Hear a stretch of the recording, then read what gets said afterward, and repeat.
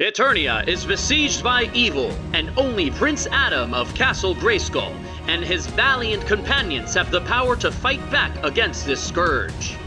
It will not be easy though. Skeletor and his minions endeavor to defeat these protectors of the land and bend the will of Eternia to their own dark purpose. These heroes must be guided by sure hands and steadfast hearts if they're going to emerge victorious. Masters of the Universe Clash for Eternia the Board Game is a scenario-based skirmish game where one player will control the nefarious Skeletor, while the other players will rally the strength of He-Man and his trusted friends to thwart whatever machinations populate the battlefield in Eternia. In this one versus many clash of heroes and villains, expect a growing arsenal of player powers that can be used to influence the skirmish and give each side an advantage in the spatial tug-of-war. But each scenario has its own special objectives, so players will have to incorporate those victory conditions into their strategy when they sit down at the table. Now, before we dive into the larger scale of a scenario battle, let's break down the separate pieces of the game that you'll want to be familiar with. Each playable member in the Masters of the Universe cast will have a character card, 3D model, HP token, set of order cards, and a set of character cards. This suite of components will give players a reference for who they're controlling, the basic skills available, current health status, and the physical representation of that character on the game board. The battlefield game board and the tracker board manage the environmental elements of the skirmish. The battlefield includes any terrain scattered throughout the combat zone, scenario objectives, and other relevant tokens, while the tracker board consolidates activation, health, and other skirmish conditions. Once you're familiar with these components, you can begin setup. There are two sides in every session of Clash for Eternia, the player team and the controller. In a classic matchup of heroes versus villains, the controller will be the devious player ready to unleash the chaos of Skeletor and his fellow evildoers. The player team will be the heroes of Eternia. Players could decide to create an encounter between factions or free-for-all, but we'll proceed with the most familiar setup. Those on the player team will select a hero and all of the relevant components, along with a character dashboard to organize the hero's reference, skill, and order cards. The controller player, regardless of the player count, will select 3 villains to command. After placing their 3 character cards, the controller will also gain the 4 controller skill cards and 1 minion, along with the model and card that goes along with that minion. Finally, the controller will take the strategy deck, shuffling and placing it next to the controller board. After that, players will have their areas set up, and then the battlefield game board and the tracker board must be readied. The tracker board needs the HP tokens of the player team characters and the escalation token. The battlefield will need the terrain, tokens, and minions as shown in the scenario setup. Finally, power tokens and dice should be within reach of all players, and player reads should be distributed to those who need or want them. Game rounds in Clash for Eternia are divided into order and activation phases. The order phase involves the controller and player team secretly selecting the sequence in which they will activate their heroes and villains. The activation phase then resolves that sequence in alternating fashion until each character has activated. Then, a new round begins. Here's how the order phase works. First, use the tracker board to create the activation order for the controller and player team, with each side unaware of the order the other decided upon. Second, take the requisite activation and order cards depending on the player count. Third, the controller places their activation and strategy cards in their setup area. And fourth, the player team discusses their strategy, electing a team leader if necessary, and then deciding upon the sequence of their order cards before placing them. Once that's done, you're ready to move on to the activation phase. Character activations happens first. This is what you need to know.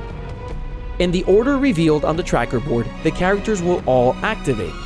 Then, controller characters and player team characters all follow the same pattern of activation. Afterwards, gain power and assign it to a non-locked skill, and lastly, perform up to 2 actions. Actions can be done in any order and can be the same one twice if a player so desires. And remember, actions cannot be interrupted in the middle to perform another action. But what actions can characters perform? Well, characters can attack an enemy, keeping into account range and line of sight. They can also interact, depending on the special conditions of the scenario being played.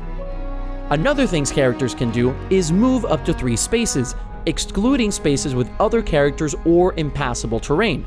But remember to keep in mind that characters escaping from a space adjacent to an enemy will always suffer damage. And finally, using a skill is the final type of action and will be dependent on the character being played and the card requirements when activating it.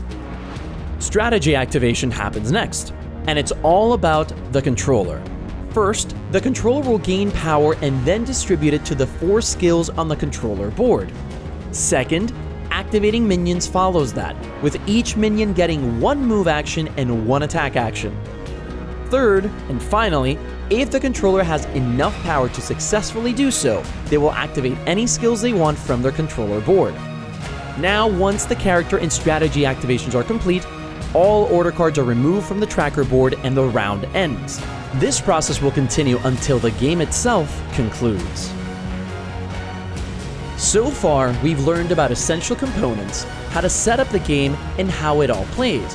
However, before you go marching into battle, there's one more thing you need to understand, and that's how the game escalates, which means you'll need to familiarize yourself with the terms and mechanics.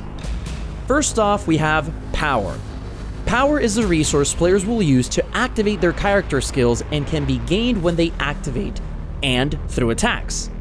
For player characters, power is assigned to empty slots on unlocked skills. It can never be assigned to empty skill slots or locked skills. For the controller though, their skills all use power from a shared pool. The next important term are skills. Skills include all of the unique elements that a character can employ during their activation, which are attacks, powers, and abilities. Skills can be identified by their type, cost and power, and the effect. And some of those effects can be augmented by using additional power. However, remember that skills must always be paid for with power from their own power slots, or they can never be used. The player team and controller both have starting skills, but can unlock other skills through escalation. Depending on the scenario being played, the escalation track will advance at certain times, and throughout the game, all player characters will be able to unlock and select escalation skills and increase the strength and power of their characters. Lastly, and the thing you'll probably be doing the most, are attacks. Attacks are the bread and butter of many skirmish games, and this wouldn't be a battlefield without some level of conflict. Melee and range attacks are the 2 types of conflict you'll see in Clash for Eternia. And while there is a bit more to this process, here are the steps that players will progress through during any type of attack. Select attack and pay the power cost. Select a target. Apply attack boosts. Apply any defense boosts. Roll attack dice. Tally successes. Subtract any armor. And finally, apply wounds. Players will need to consider all of these steps when engaging in an attack to make sure they capitalize on all of their advantages. And that's about it. There are more circumstances to consider, like character conditions, terrain, scenario objectives, and a lot more. But these are the first steps needed to understand and to start playing a game of Masters of the Universe Clash for Eternia.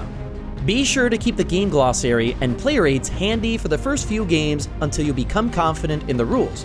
If you have any questions, don't hesitate to reach out, and either we or the community can help out. By the power of Grayskull, we wish you good luck in the battles ahead.